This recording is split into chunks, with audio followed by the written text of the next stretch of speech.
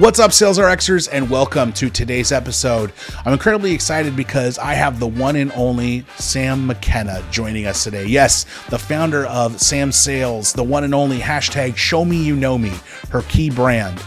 One of the important things that she does is help sellers get better at selling by understanding their buying persona, the prospect's needs, all the good stuff that, let's face it, a lot of account executives aren't doing correctly. Hence lack of revenue performance, hence layoffs, all the bad things that are going on. And if you've engaged with Sam on social media, you know that she's a pretty positive person and she loves to talk about things positively. And she's an incredible, fresh take and innovative voice on sales. So I decided to give her a little bit of a challenge in today's episode and asked her to flip the script, do a complete 180, and talk about top traits of bad account executives. That's right. I got her to tell me what the bad traits are so that AEs listening can go, does this align with my process? Am I doing these things? If so, I got to do them a different way. So let's jump right into today's episode and learn some more from Sam. And I know you have this entire brand built around show me you know me, quality over quantity. Let's dive in at the first thing. What's the pet peeve? What's the soapbox? Where do you start on like, hey, this is one thing I can tell you if I'm watching your process and you're an AE that you're probably a low performer. What's the thing that they usually do wrong that you can notice at a first glance? We'll talk about building a brand around Show Me You Know Me. I think I've also built a decent brand around being a positive person. So we are just ripping this Band-Aid off and going straight to the negative. Here are the low quality things we see. All right, so number one, always only being willing to take a meeting that has been properly qualified. When I hear reps that say like, I don't want to take this meeting because they're not ready to buy, or we know that their budgets are tied up for 6 months, or this isn't your buyer, but this is somebody who used to be your buyer, who has 17 years of experience in the company and is willing to take a meeting with you. People who turn down those meetings to me I know are not strategic more often and probably are going to be a lower performer. I always found that weird too. It's like how many people walk onto a car lot and say, this is exactly how much I pay for my current lease. This is how much money I have for a down payment. They never do that, right? But people still end up buying vehicles all the time anyway. And I think that we sometimes take our, they say don't shop with your own pocketbook, but we still make consumer-based buying decisions as professional buyers as well. And so we need time to nurture, and I think a lot of sales reps in and out of jobs every 18 months, I just don't think they see the value of waiting 6 months. But ultimately, that doesn't matter because you're employed here to act as a sales rep, right? Like this is your job to nurture the deal that's given to you, right? You've got to think too that the great majority of buyers are not in a active sales cycle. So it's about 18% of our buyers are in current active sales cycles they're looking for things. They're, new to the role. They're going into a new year. They've got access to budget, whatever.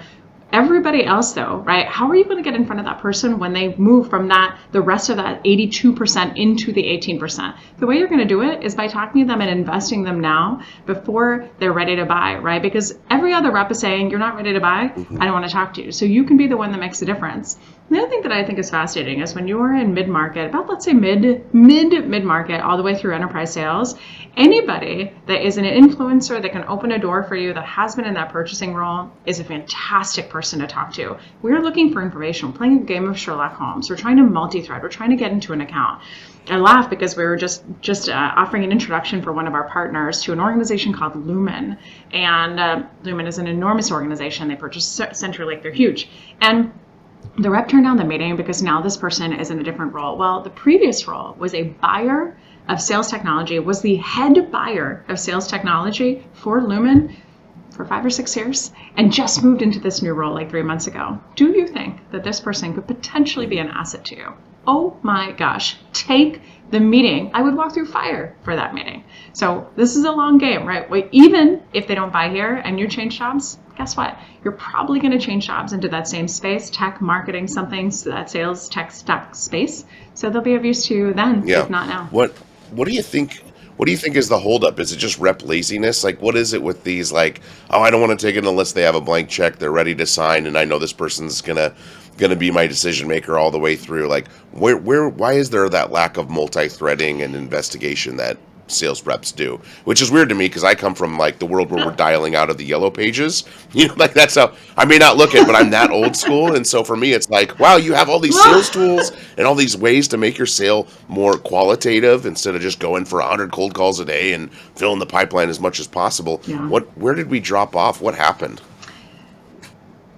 I don't know if it's so much, laziness. Like I think there's definitely, we've got a little mix in there of everything. I think there's definitely some reps that are just, want to make it easy and just want to order take and things like that. But I think other than that, I think we tend to use data incorrectly. So like we might have that same rep who is still making 100 cold calls, which I think is bananas, or we might have that same rep that is just like sending 1,000 emails a week that are super spammy, that have no show me, you know me. So instead of using data to their advantage, of thinking, how do I multi-thread using my network? How do I use individuals like that, right? How do I use that 30 minutes of my time with somebody that knows how an organization buys, right? An enterprise organization buys. I just think that we kind of rely on old school methods, maybe, instead of thinking about true or new school methods, instead of thinking about true like modern practices of taking that meeting, taking that time and ditching the spray and pray, the 100 cold calls, all of that. Just think about things a little bit differently. I also think that people might not be educated enough on how to have a conversation with somebody like that, right? If this person's not a buyer, if I can't uncover BANT, what am I going to talk to them about? How the hell am I going to start that phone conversation?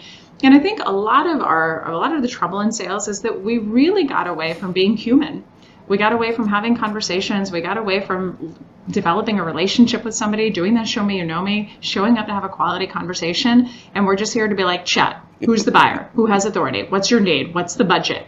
And then we stare at you just like that. I love it. So some top qualities of a low performing AE. Failing to take the appointment if all the criteria isn't filled out ahead of time. Not taking the opportunity as far as they should just because they're not ready to buy for 6 months, or there's additional decision makers, and failing to do multi-threading. I think I want to dive into multi-threading a little bit because that's something that's interesting. And having built the sales development team at Pavilion and helping with the account executives and their strategy for the time that I was there, we sold into primarily VPs of sales, but there was benefit for VPs of marketing, VPs, heads of customer success as well to bring their teams on. And so when we got kind of at a blocking point with the CRO or the sales leader that we were talking to, VP of sales, we would multi-thread a little bit. And some reps felt good about it. Some reps felt like they were going over the person's head. And I can see where people might get a little weird about trying to multi-thread. What is kind of like your multi-threading 101 intro tip for salespeople to get started on trying to multi-thread, both from an investigative point to understand who I should and also a tactical perspective of what does that message look like so I don't come off as saying, this person said no to me, but maybe you'll say yes, or something of that nature. Oh man, where do we begin? I think a couple of things. So one, think about multi-threading across lines of business, right? So let's just look at an organization that's pretty easy to map out, like LinkedIn. LinkedIn's enormous, but LinkedIn has 3 main lines of business, right? LinkedIn Sales Navigator, LinkedIn Marketing Solutions, and then search and staffing for the recruitment platform. So you've got VPs of sales across all of those spaces: enterprise, mid-market, SMB for each line of business. You've got heads of sales enablement for that as well. You've got all of these people that you can multi-thread into. And I think one of the most important things to think about, again, probably right at the cusp of it of mid-market, all the way up until enterprise, there are silos upon silos upon silos. What one enterprise VP of sales is doing is not the same thing that another enterprise VP of sales is doing. They probably don't even talk, maybe once a month, maybe once every other week, and they're probably not talking about you. So continue to multi-thread, right? Start to build those relationships, create those little fires in all those departments, and then just think about that. That is a great way to build a large deal. I also think about this. If I reach out, let's say, to the VP of sales for LinkedIn Sales Navigator, who says, we'd love to talk to you. I don't have any time available for the next 90 days, right? Let's chat again then. Great. That is a foot in the door that I have open in 90 days. So what am I going to do? I'm going to multi-thread my buns off into the rest of the organization, try to create those fires there, start those conversations rolling. And then by the time that 90 days rolls around, I'm going to bring in that VP of sales and be like, by the way, I've chatted with 3 of your other peers. We should all get together. Look at how we can solve a business challenge for the organization, not just for your siloed team. And that is true enterprise selling. I would say, great, that's all great. How do we do that? So the number one thing I would say is start to scale that from that very first call. So if I'm having a call with you, Chet, right, I'm going to figure out your pain points. I'm going to figure out how I can solve that. And then what I'm going to do is end it by saying, hey, who else do you think in the organization would want to see this? Or who else do you think would find benefit in what we're doing? Can you think of any peers? Like, we'd obviously love to expand this. We'd obviously love to have as many advocates for us as possible. We'd obviously love to help you as broadly as possible.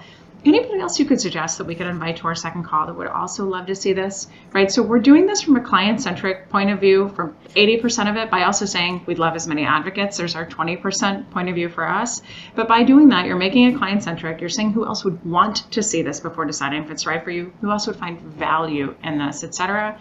And then we multi-thread. And then we've got all those people that we're building relationships with. Those are the people that come next on the call. We also, as the opportunity grows, multi-thread on our side. So it's not just me connected to 6 people at XYZ company. It's those 6 people connected to me and my head of enablement, strategy, sales, and so on and so forth. So everybody cross-pollinates and builds these relationships. The last thing I would say, nobody's going to yell at you for engaging with people from those companies on LinkedIn.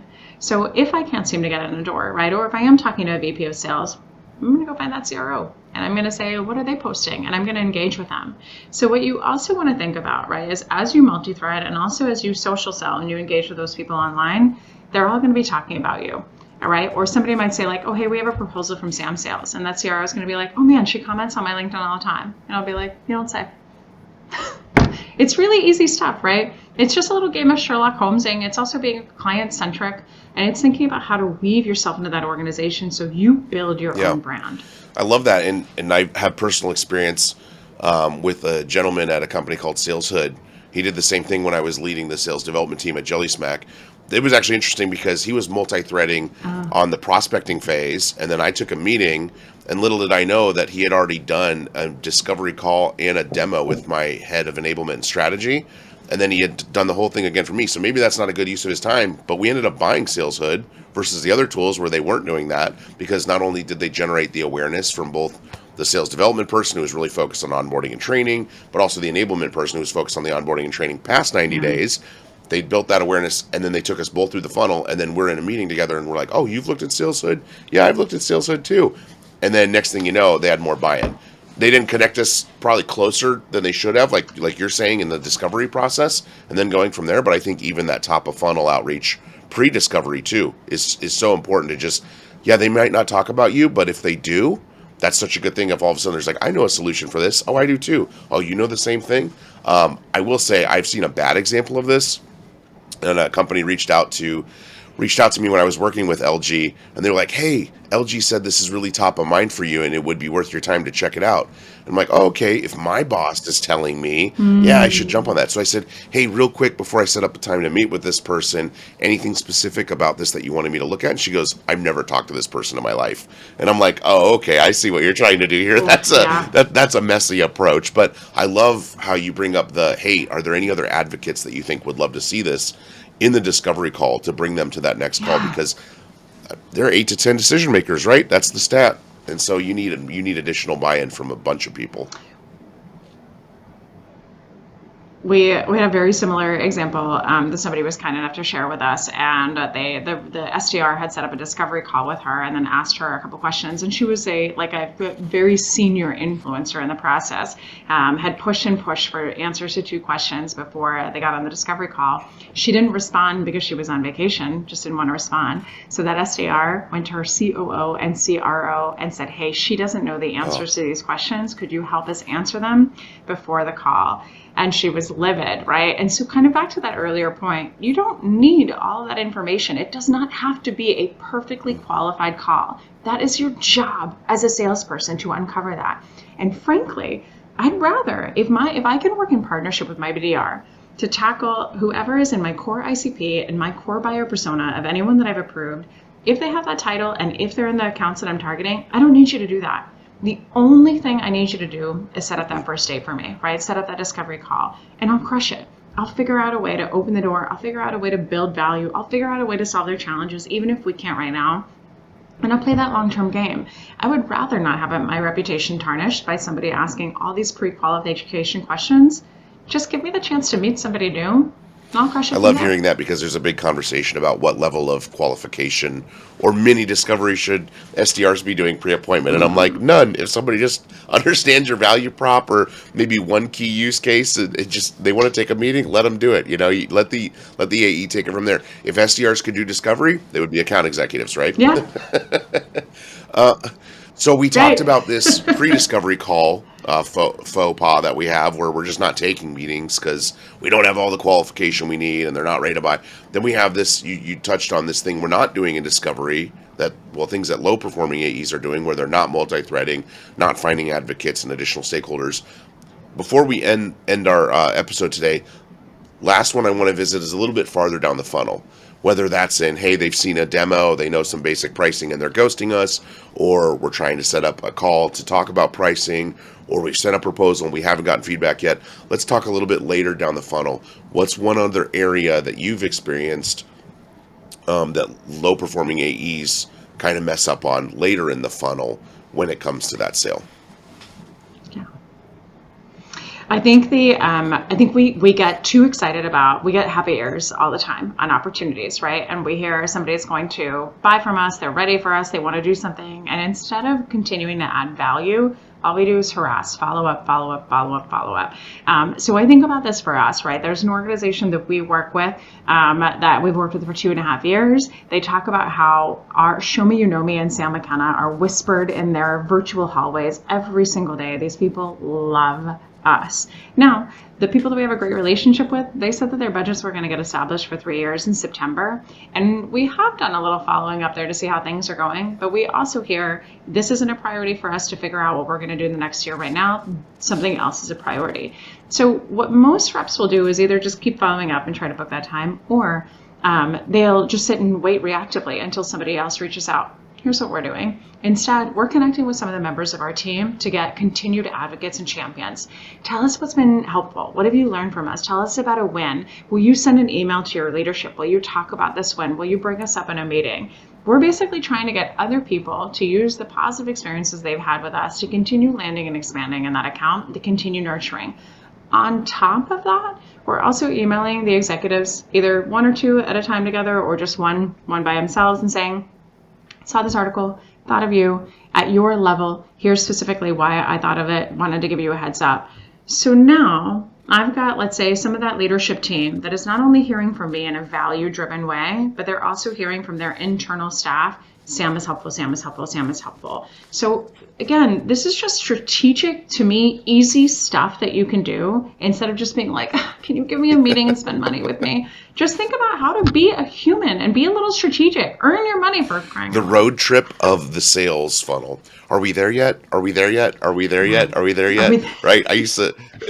Did you sign him? Did your budget change yet? Or have your needs changed yet? Are we there yet? But I love that, right? Find ways to be more helpful. Again, use that multi-thread approach. Add value in your outreach. Hey, this is why this is relevant to you at this level. And don't be afraid to ask your champion for things. Like you said, hey, will you bring us up in a meeting? Hey, we send us an email about a use case where this might be helpful or something that's happening in your business that we can leverage to see where we might be able to help you more.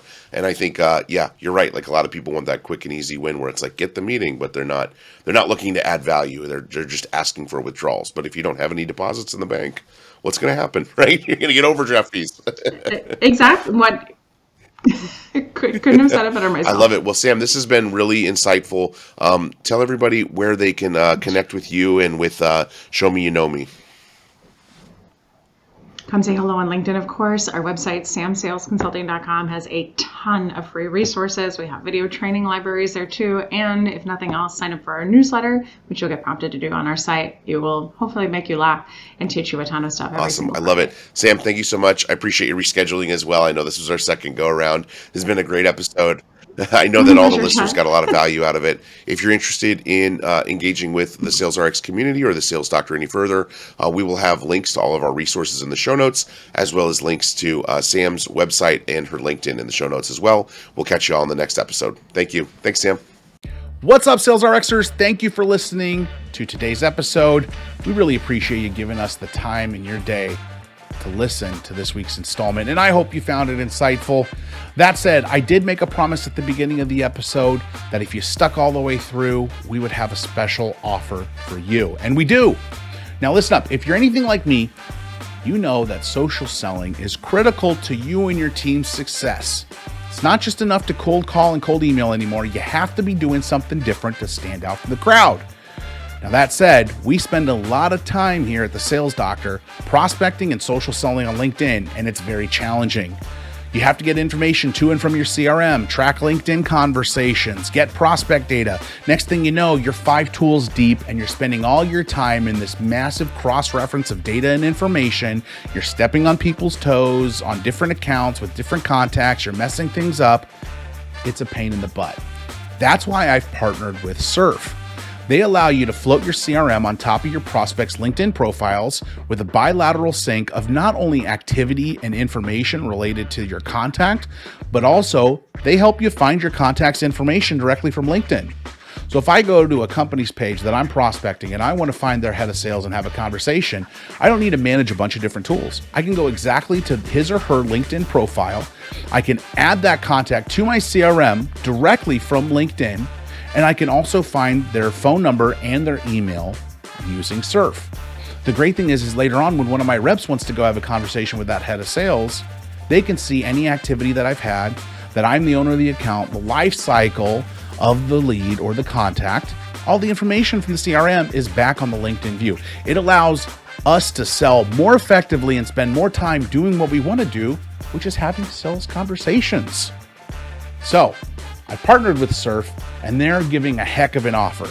In the show description, you'll find a link to download a free 14-day trial of their premium version of Surf. This is a tool that companies pay upwards of $400 per year, per rep, per seat, and you get it for free for 2 weeks with 25 email finder credits. That's right. If you go to the link in the show description now and download the free 14-day premium trial of Surf, you will also be given 25 email finder credits as well. This way you can start prospecting and social selling on LinkedIn without having to navigate between multiple tools. So go in the show description, click on the link, download Surf today, let me know what you think, and we'll see you on next week's episode.